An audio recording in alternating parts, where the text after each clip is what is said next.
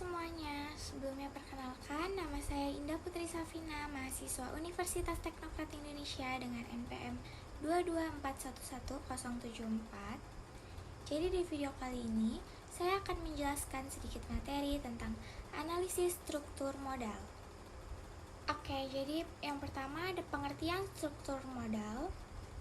Struktur modal merupakan gabungan kata dari struktur dan modal. Istilah struktur sendiri diartikan sebagai pengaturan setiap bagian yang lebih rinci. Sedangkan kata modal merupakan kumpulan uang pokok untuk menjalankan usaha. Oleh sebab itu, struktur modal memiliki arti pengaturan uang pokok dalam menjalankan usaha dari sumber-sumber yang berbeda untuk jangka panjang perusahaan. Dari penjelasan di atas, maka dapat kita simpulkan bahwa struktur modal atau capital structure berkaitan dengan kombinasi saham ekuitas. Modal saham preferensi, surat utang, pinjaman jangka panjang, laba yang tertahan, serta sumber dana jangka panjang lainnya yang berhasil dikumpulkan oleh perusahaan. Inilah yang membuat perusahaan melakukan pengawasan secara ketat terkait masa depan kondisi keuangan perusahaannya. Selain penjelasan di atas, beberapa ahli telah mendefinisikan struktur modal secara jelas. Berikut pengertian struktur modal menurut para ahli. Yang pertama ada menurut Gerstenberg. Gerstenberg mendefinisikan struktur modal sebagai suatu proses peningkatan kapitalisasi perusahaan yang mencangkup berbagai sumber serta daya yang dapat dikuasai seperti pinjaman, cadangan, saham, serta obligasi. Lalu yang kedua, menurut John J. Hampton mengartikan struktur modal sebagai proses campuran dari suatu dampak yang ditimbulkan karena hutang dan ekuitas terhadap pembiayaan aset perusahaan. Yang ketiga ada menurut I.M. Pandey. Pandey merupakan ahli keuangan termuka yang berhasil membuktikan kinerjanya. Ia juga ikut memberikan pengertian dari struktur modal. Baginya, struktur modal merupakan campuran sumber dana jangka panjang yang terdiri atas utang, saham, preferensi, dan ekuitas baik cadangan maupun surplus. Dengan demikian, dapat kita ketahui bahwa struktur modal adalah suatu perimbangan serta kolaborasi antara modal sendiri dengan modal asing yang dimiliki suatu perusahaan. Modal sendiri yang dimaksud merupakan bentuk kepemilikan, sedangkan modal asing merupakan utang jangka pendek maupun panjang. Lalu yang berikutnya ada tujuan struktur modal. Adanya struktur modal memiliki tujuan dalam mengkolaborasikan sumber-sumber dana baik permanen maupun aktivitas dalam kegiatan operasional perusahaan. Hal ini dilakukan agar perusahaan mencapai nilai yang optimal. Lebih dari itu, struktur modal dapat menjaga kualitas serta eligibilitas suatu perusahaan dalam melakukan kegiatan. Lalu yang berikutnya ada teori struktur modal. Ada Grametz. Pastinya, untuk mendalami lebih jauh lagi terkait struktur modal membutuhkan suatu pengetahuan yang terperinci dan sistematis. Hal tersebut disebut juga dengan teori struktur modal. Teori struktur modal merupakan landasan yang digunakan untuk menjalankan struktur modal tertentu, sehingga prosesnya menjadi terkontrol dan seimbang sesuai pengetahuan ilmiah yang ada. Lalu ada contoh teori yang mendasari struktur modal. Terdapat 5 teori yang mendasari struktur modal dilandaskan. Teori-teori tersebut beberapa diantaranya dikemukakan oleh ahli keuangan ternama. Selain itu, teori-teori ini sangatlah tepat untuk digunakan oleh perusahaan. Berikut adalah penjelasannya. Yang pertama ada teori pendekatan tradisional. Teori ini berfokus pada pengelolaan sekaligus pemetaan yang optimal. Oleh sebab itu, struktur modal dipandang memiliki pengaruh yang kuat terhadap nilai perusahaan. Inilah yang menyebabkan struktur modal dapat diubah serta disesuaikan untuk mendapatkan hasil optimal dalam suatu perusahaan. Yang kedua, ada teori pendekatan Modigliani dan Miller. Sesuai dengan namanya, teori ini dicetuskan oleh Franco Modigliani dan Merton Miller. Keduanya memiliki pandangan yang sama saat membahas persoalan modal. Teori Modigliani dan Miller ini mengusulkan 3 proporsi penting, yaitu struktur modal tidak relevan dengan nilai perusahaan. Akibatnya, nilai perusahaan identik akan tetap sama atau bertahan, sekaligus tidak memberikan pengarahan pada keuangan yang diadopsi untuk membiayai aset. Sedangkan, nilai perusahaan bergantung pada pendapatan yang diharapkan pada masa depan, terhitung saat tidak terdapat pajak. Penting untuk memiliki informasi pajak. Hal ini karena penggunaan aset serta sumber dana akan mengalami peningkatan saat mengetahui pajak yang terganggu. Selain itu, informasi pajak juga dibutuhkan untuk mengetahui pengurangan biaya modal tertimbang rata-rata perusahaan. Tidak terdapat biaya kebangkrutan dalam struktur modal. Dengan kata lain, aset dapat dijual dengan harga pasar dan earning before interest atau EBIT tidak dipengaruhi oleh utang perusahaan. Oleh sebab itu, investor berperan penting dalam menjadi price takers. Yang ketiga, ada teori trade-off. Teori trade-off memiliki pandangan bahwa untuk menentukan struktur modal yang optimal, maka dibutuhkan beberapa faktor seperti biaya keagenan, pajak, serta kesulitan keuangan. Namun, agar perusahaan tetap bertahan, teori ini juga menegaskan untuk memperhatikan asumsi dari efisiensi pasar. Oleh sebab itu, pelaku usaha akan memikirkan kesulitan biaya dan bagaimana cara menghemat pajak. Yang keempat, ada teori pecking order. Teori pecking order memiliki sudut pandang bahwa tingkat keuntungan yang dapat dimiliki suatu perusahaan berjumlah besar, maka hal tersebut akan membuat perusahaan sedikit memiliki hutang.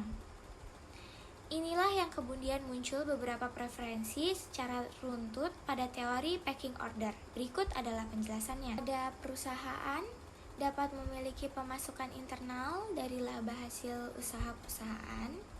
Lalu ada perkiraan investasi dapat digunakan untuk menghitung target rasio pembayaran.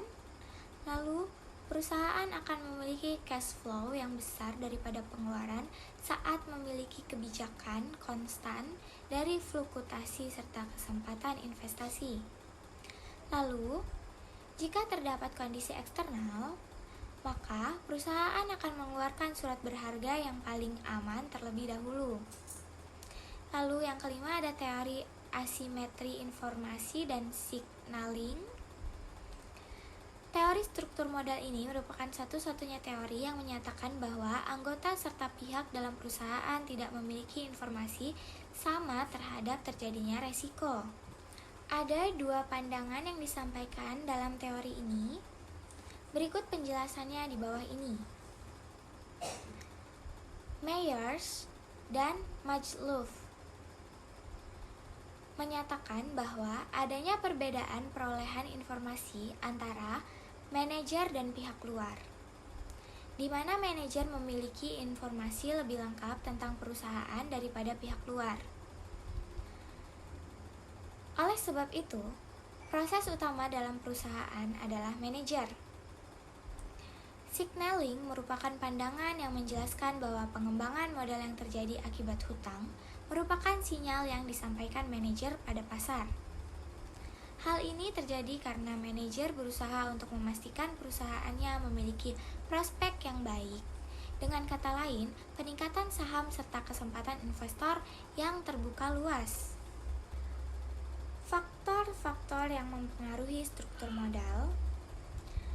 Dalam perjalanannya menuju optimalisasi perusahaan, Struktur modal dipengaruhi oleh beberapa hal yang disebut faktor penentu. Beberapa faktor diantaranya memiliki pengaruh yang tinggi terhadap kenaikan maupun penurunan struktur modal. Berikut penjelasannya di bawah ini. Yang pertama, ada struktur aktiva atau tangibility. Seorang ahli ekonomi, Syamsuddin, menyatakan bahwa struktur aktiva atau tangibility merupakan suatu bentuk pemenuhan alokasi dana untuk setiap komponen aktiva baik tetap maupun lancar. Arti yang lain disampaikan oleh Weston dan Brigham, di mana struktur aktiva disebut juga sebagai perimbangan atau perbandingan yang terjadi antara aktiva tetap dengan total aktiva. Dengan kata lain, pemenuhan modal tergantung pada kondisi aktiva suatu perusahaan. Ketika suatu perusahaan menanam modal dalam bentuk aktiva tetap, maka pemenuhan modal berasal dari kepemilikan sendiri, sehingga utang hanya perlengkap.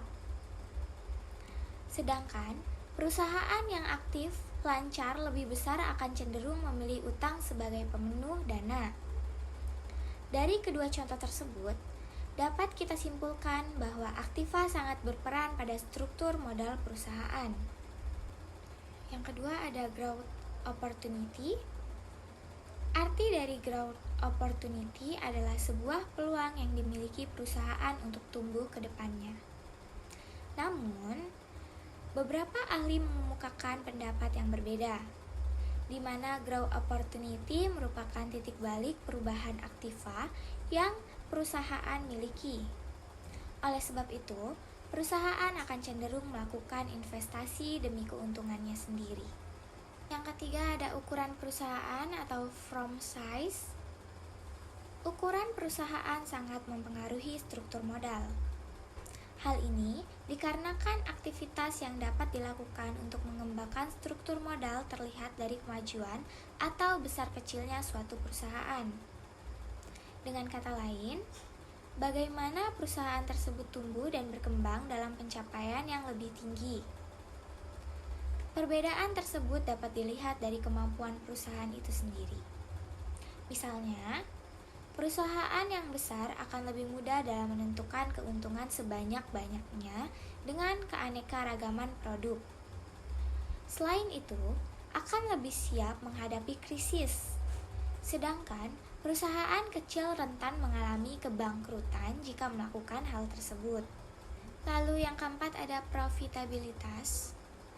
Perusahaan dengan profit atau keuntungan tinggi biasanya memiliki dana internal yang tinggi pula. Begitu pula alokasi dana cadangan, artinya perusahaan tersebut jauh dari kata utang kepada pihak luar. Hal inilah yang kemudian memengaruhi struktur modal pada perusahaan tersebut. Yang kelima ada resiko bisnis. Adanya resiko bisnis, maka banyak perusahaan akan lebih berhati-hati dalam menentukan modal. Hal ini dikarenakan resiko yang timbul dapat menghambat kemajuan serta berpengaruh negatif terhadap sistem pendanaan internal. Selain itu, pendanaan eksternal juga akan mengalami hambatan sehingga perusahaan tidak mudah dalam menentukan permodalannya. Perbedaan struktur modal, struktur keuangan, dan struktur aset. Ketiga istilah tersebut seringkali diartikan sebagai hal yang sama. Namun, apakah Grammatz tahu bahwa ketiganya memiliki arti yang berbeda? Tiga istilah tersebut memiliki makna yang berbeda-beda meskipun sama-sama pada bidang ekonomi. Seperti yang telah kita ketahui di atas, bahwa struktur modal merupakan pertimbangan dari utang dan ekuitas modal yang dimiliki perusahaan. Sedangkan struktur keuangan merupakan cara perusahaan dalam membiayai aktivanya, misalnya dengan utang, saham, serta hasil investasi. Dengan kata lain, struktur keuangan berfokus pada kekayaan bersih pemilik perusahaan serta kewajiban yang harus ditanggung. Sedangkan struktur aset merupakan pertimbangan atau perbandingan seluruh kekayaan antar aktiva tetap dan lancar suatu perusahaan. Jadi, dapat disimpulkan dari keseluruhan penjelasan di atas, struktur modal dapat kita pahami sebagai perbandingan yang terjadi pada modal ditahan dengan ekuitas modal kepemilikan baik jangka pendek maupun jangka panjang. Adapun tujuan struktur modal sendiri adalah untuk menggabungkan sumber-sumber dana permanen dan lancar untuk operasional perusahaan. Hal tersebut dapat terwujud jika perusahaan memiliki pengelolaan struktur modal yang baik. Kondisi keuangan baik internal maupun eksternal akan terjaga aman sehingga perusahaan akan terhindar dari kebangkrutan. Oke, mungkin itu saja yang dapat saya sampaikan mengenai materi analisis struktur modal. Kurang lebihnya saya mohon maaf, dan jika ada salah-salah kata dalam penyampaian materi tersebut, saya mohon maaf yang sebesar-besarnya. And thank you yang udah menonton, dan see you di next materi.